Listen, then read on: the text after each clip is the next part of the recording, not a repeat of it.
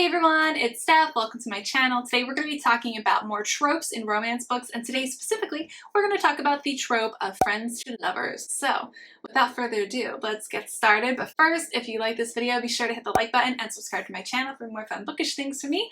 And we're going to chat about some books today. So here are some book recommendations with the friends to lovers trope. First up we have Lies, Love, and Breakfast at Tiffany's by Julie Wright. This is about two friends who both happen to work in the film industry. They are both film editors and they end up coming together for a project that is last minute and working together. There might be some underlying tension between the two that they don't want to admit to themselves, let alone each other. It's fun to see how that progresses as the story moves along. Definitely a great story and one that I've talked about before in a few of my other videos.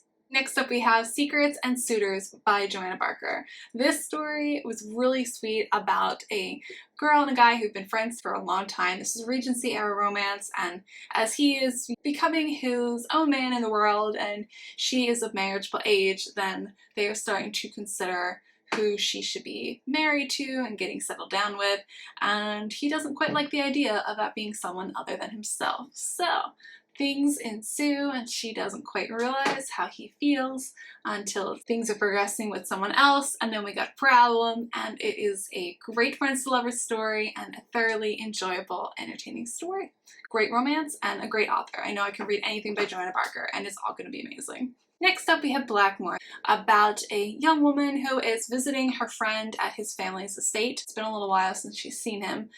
They have been friends for years, but now that they are of marriageable age, his mother, or stepmother, I forget which, has very high expectations of who is worthy of marrying into her family. We get to see as she's visiting his family's estate that the feelings that she thought were only friendship are something quite different. So, great story. Thoroughly enjoyed it. Couldn't put this book down once I started it, and also she's a musician, so that was fun to read about.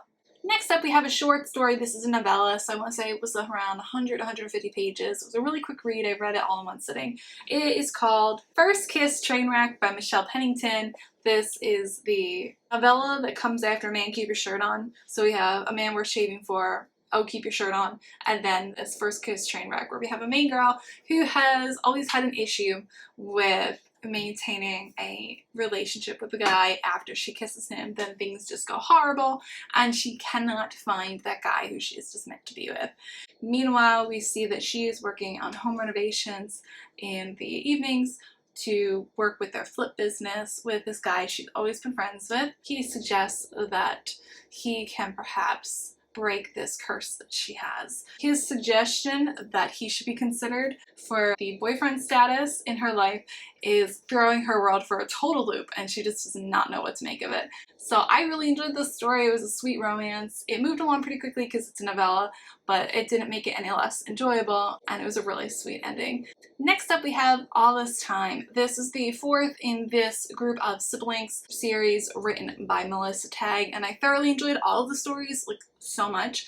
This one deals with the youngest child in the family, and she has sort of had feelings for a good friend of hers whose name is Bear, and Bear has never shown any signs of any more than just affable friendliness towards her. So in other words, she feels these romantic feelings for her friend, but he has not seemed to have any inclination to reciprocate them, so she has not gone out on a limb and shared her feelings for him. We start to see, as the story goes on, more about his past and some secrets that he wants to keep from her and protect her from, and we get to see how that influences the development of their relationship and the possibility for romance. So definitely a great story, and one that you can read as a standalone or part of the series. Either way, it's a great story, and it's a great representation of somebody with anxiety, which we see a little bit for her throughout the story.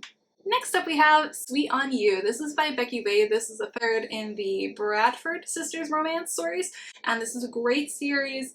We already see little hints of this story throughout the first two. Since high school, these two have just been inseparable, and she is absolutely not even clued in to the fact that he has romantic feelings for her.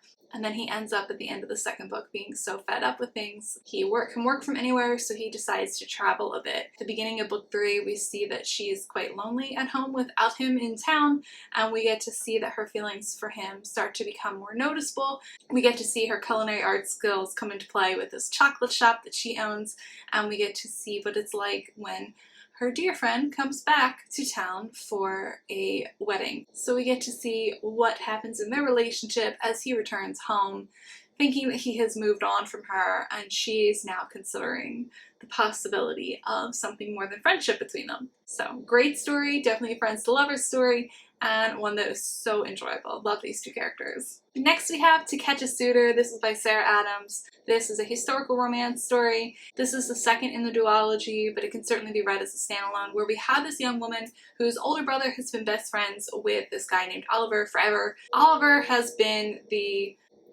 around her so much growing up. I want to say the main girl's name is Elizabeth, and Elizabeth has had feelings for him that have started to mature from friendship into romantic interest. It seems to her that there is absolutely no interest on his part for a romantic affiliation with her. Meanwhile, he is trying to protect her from some family secrets and some things that are hidden in his past, so he refuses to acknowledge the attraction that he sometimes notices when he is in her presence. So it's so fun to see these two. You're like rooting for these characters to be together during this story, and it is so worth to get to the end of this story and read this conclusion. Such a great story, two great characters, and so enjoyable. Next up we have The Heart of a Vicar. So you've heard me talk about the Jonquil Brothers series if you watched any of my other videos. I mean, not that I talk about them in every video, but I do mention this series because it's a great story.